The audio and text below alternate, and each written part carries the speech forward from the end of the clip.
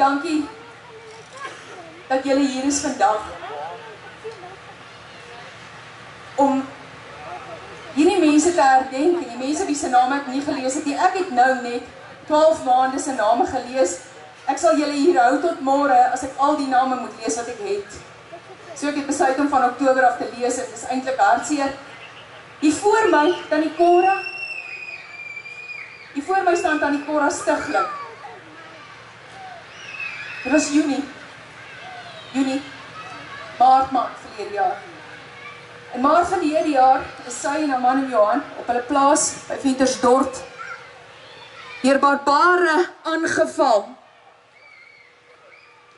Hulle het oom Johan doodgeslaan.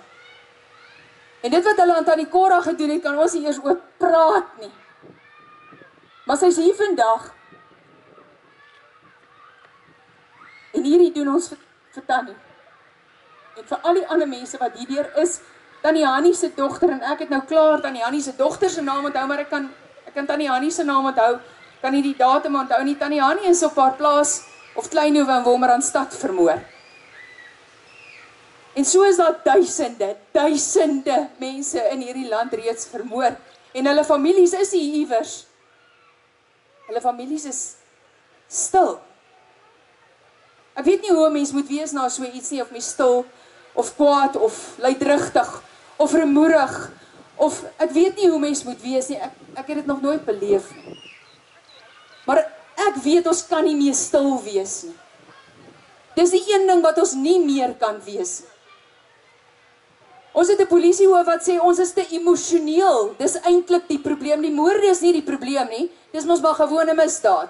Sy reken as iemand in 'n sjebien met 'n mes doodgesteek word oor hy met sy chom beklei het, is dit presies dieselfde as wanneer 3 of 4 of 5 of 6 of 10 swart aanvallers in wit mense se huis inbreek om hulle te gaan moor.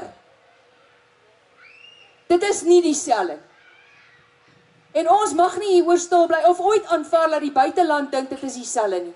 Hier waar ons vandag staan, is daar in hierdie land van ons vandag so 'n byeenkoms in Bloemfontein, daar's een in Klerksdorp, daar's een in Kimberley, daar's een in George, daar was gister een in Ellisras, het ek 'n plek vergeet, Zanine, Kaapstad, Richards Bay, ek kom by Richards Bay.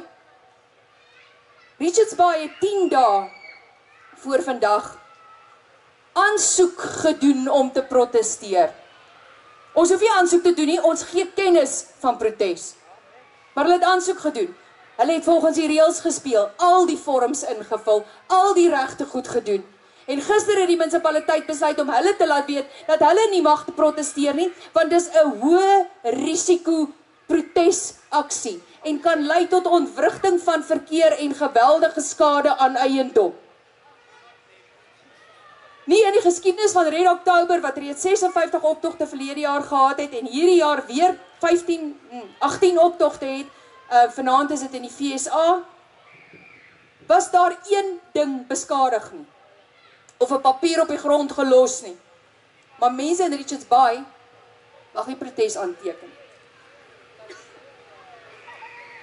Hulle gaan voort.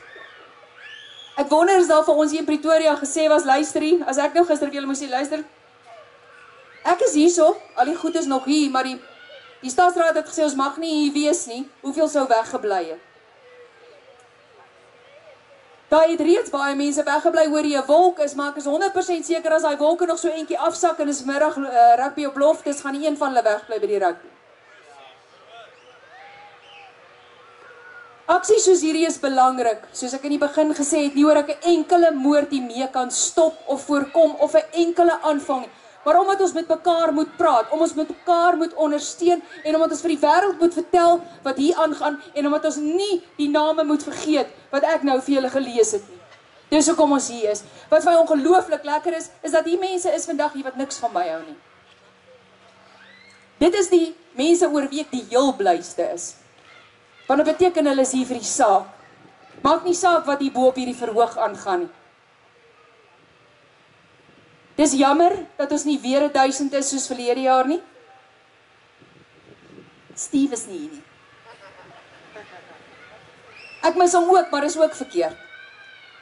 Want ons moet ook nie proteste aanteken in ons getalle moet bepaal word deur wie bo op die verhoog staan en vir julle sing nie. Ons moet protes aanteken omdat ons gat vol is hiervoor. Ons moet protes aanteken omdat ons gat vol is vir vuil, stikkende strate, stikkende hospitale wat nie funksioneer nie. Alles is vuil en vrot en ons is siek daarvoor dat ons moet hoor dat ons nie vir ons kinders godsdienst in 'n skool mag leer nie. Nie eers godsdienst, nie sommer nie Christelike beginsels. Ons gaan dit nie toelaat, gaan ons dit toelaat? Vandat jy gehoor het dat hulle gaan poog om Christelike beginsels uit ons skole te verbied, wat het jy gedoen om dit te stop?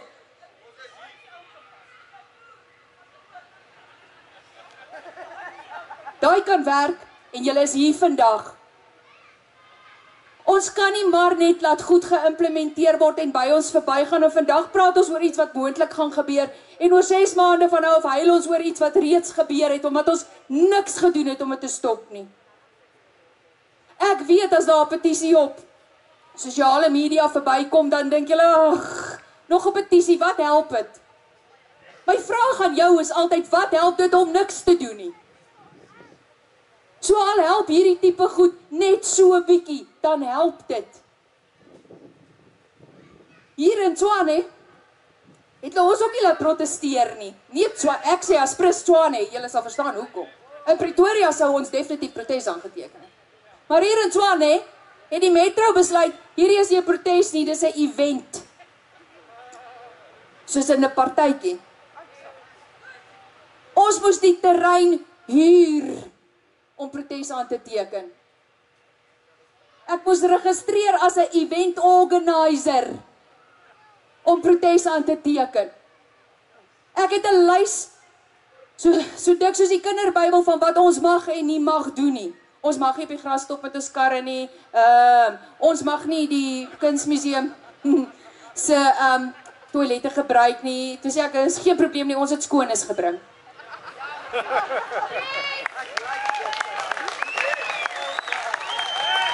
Vanoggend, toe maak ons weer reg om daai kant toe te protesteer, waar ons dit altyd doen, toe sê hulle, nee, dit kan nie gebeur nie, want hulle kry verskriklik baie besoekers oor 'n Saterdag, wat die museum besoek en dis waar hulle moet parkeer. Dis ek maar goed, kom ons gaan 'n ooreenkoms aan, ek sal my mense daar hou, en as iemand dan sê hulle is hier om die museum te besoek, dan laat ons hulle spesiaal in, maar dan kan ons mense mos nou, ons sal reël dat ons mense op 'n ander plek stop. Is dit reg so? Dan sal ons nou maar so omdraai, nie sê hulle, ons kan nie hulle hek oppas nie, want is hulle hek, dis ek, okay, well, no problem, dan pas ons hom nie op nie, toe stop ons mense daar. Ons het reëls, hierdie reëls geld vir niemand anders in hierdie land nie, vir niemand anders in hierdie land nie. Ons weet nie hoe om te toi nie, en ons sal baie vinnig moet leer. Ons is hopeloos te ordentlik, selfs ek weet laas keer het Steve mors dood gelag oor ek toilette by 'n protesaksie het. Maar dis nou maar, dis mos maar hoe ons die ding doen. Ek dink die manier waarop ons hand aftel vir ons punte, as dit gaan oor ons beeld, maar ons bereik nie regtig wat ons moet daardeur nie. Ons moes vandag in die geboue toe gestap het. Maar daar's nie 'n official wat bereid was om enige memorandum te aanvaar nie, en as 'n official nie 'n memorandum wil aanvaar nie, dan mag jy nie in die geboue toe stap nie. Want in die nuwe Suid-Afrika moet ons mos die plekke toekamp. Wat ons in die ou dae soms sulke oop grasperke gehad het waar ons kon gaan. So toe mag ons ook nou nie dit doen nie. En so vra ek, maar kan iemand vandag hier wees? Enige iemand uit die polisie, enige iemand in die kabinet, kan die minister van landbou hier wees, of enige een van sy onderdane, of die minister van polisie, en enige een van sy onderdane.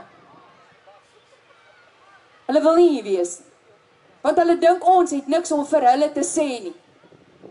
Ons het baie om vir hulle te sê. Die ander ding wat julle sal opmerk, is dat hier nie 'n enkele persoon van die media hier is vandag nie. Naspers skitter in hulle afwesigheid. Verlede jaar kon nie genoeg van hulle hier by mekaar kom, omdat hulle so graag wou gehad het, ons moes iets verkeerd sê, waaroor hulle natuurlik vir ons kom pak slaag gee in die koerante. Ek is seker, veral Steve het vir hulle heeltemal genoeg skryfwerk gegee. Wat hulle hierdie jaar gedoen het, is hulle het gesien dat hulle verlede jaar vir ons ongelooflike publisiteit besorg het.